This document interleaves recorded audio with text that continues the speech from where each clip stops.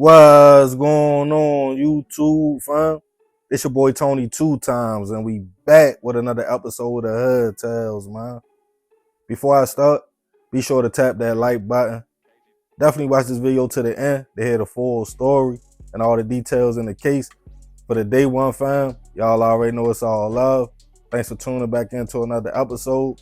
If you're new to the channel and you feeling the content, feel free to subscribe. Definitely hit that notification bell so you can be notified every time we drop a new video. Oh yeah, feel free to share the channel with your peoples. Everybody is welcome. With that being said, let's get right into the story. With most parents, our love for our children is unconditional. We all want to keep our babies safe and comfortable. That's why once you have kids, a lot of people change. Your life is not all about you no more. Now you have another person to take care of and guide. It's definitely no handbook to raising kids, and a lot of us do the best we can do with what we have and the knowledge we were given. For most that have their kids young, it's a different type of bond. It's almost like they growing up with you, and even though you know you are their parent, some kids develop that friendship-like bond with their mother or father. As time goes on, our kids get older. It's hard for us to see them as anything else but our babies though. That's why no matter what a person does in life, they could be a serial hitter. One of their parents will always say they were just misunderstood and really are a good person. A lot of times when someone raises a child that might not be what you call a good person in society eyes, they cover it up.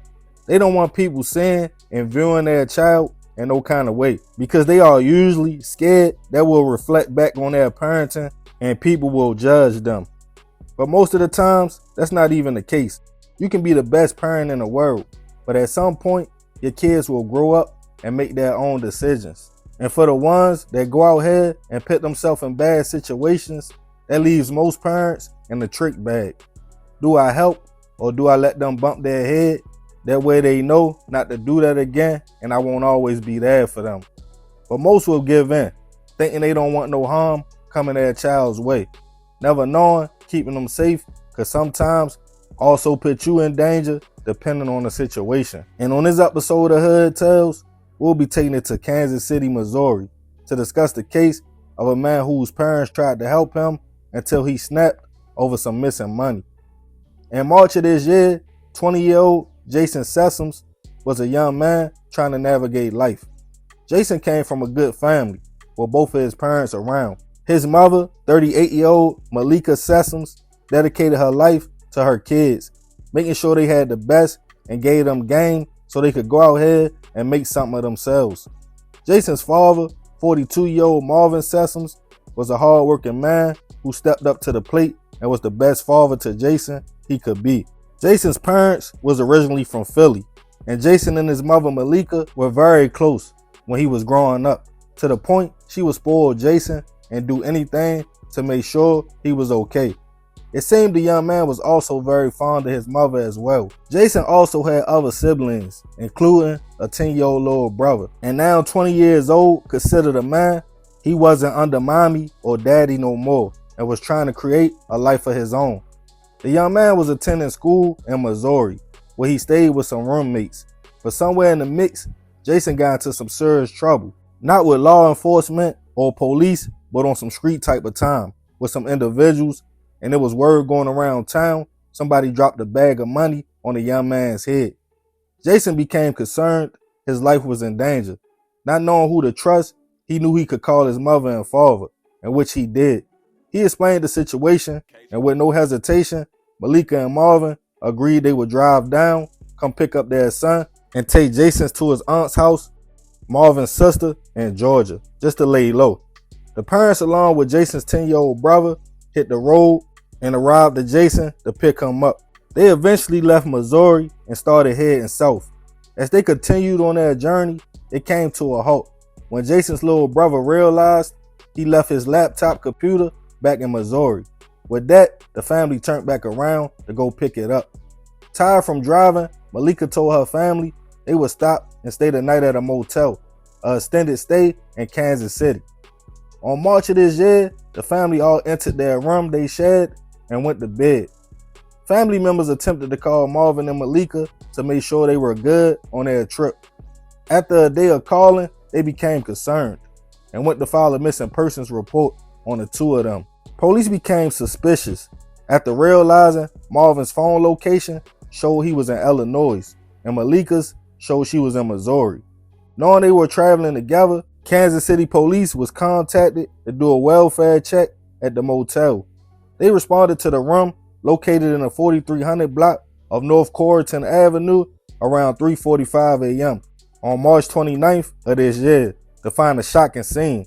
Both Malika and Marvin laying in the bed, shot multiple times, and unfortunately, both already gone on the scene. Police got information from the motel that the family checked in, and there was a mother, father, and their two sons, one being a minor.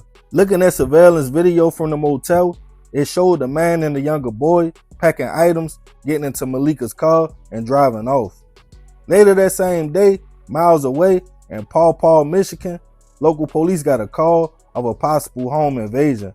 When they arrived to the house, they were surprised to see a little boy, but also a man who, after a struggle and allegedly attacking the police, was taken into custody.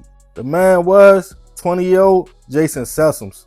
Jason was arrested with 2 handguns, and at first, police only thought it was a simple home invasion, until Jason's little brother dropped a shocking story on them.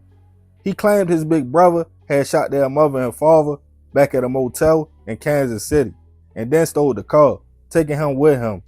When police spoke to Jason, he claimed his little brother got the story all wrong.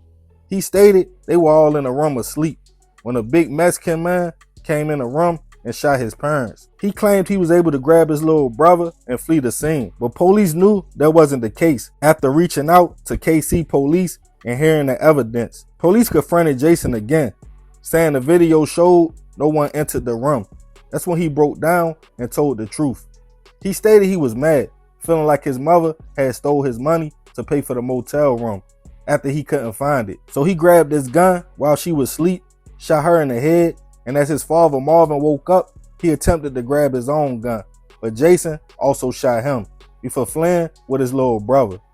With that information, Jason was taken into custody, charged with the murder of his parents and also with home invasion, and he is being held on a $2 million bail. When police in Missouri talked to his roommates, they stated he was paranoid and he snapped, mad at his mother and father, thinking they stole his money to pay for the room, but they were only coming because Jason's life was in danger in the first place. Rest in peace to Malika and Marvin. I send my prayers and condolences to their family, especially their 10-year-old son who witnessed his father and mother life being taken by his big brother. He is currently being held at a placement center until somebody in the family comes to get him. Hopefully with time, he can process what he witnessed and heal from that trauma. As far as Jason, the entitlement was crazy.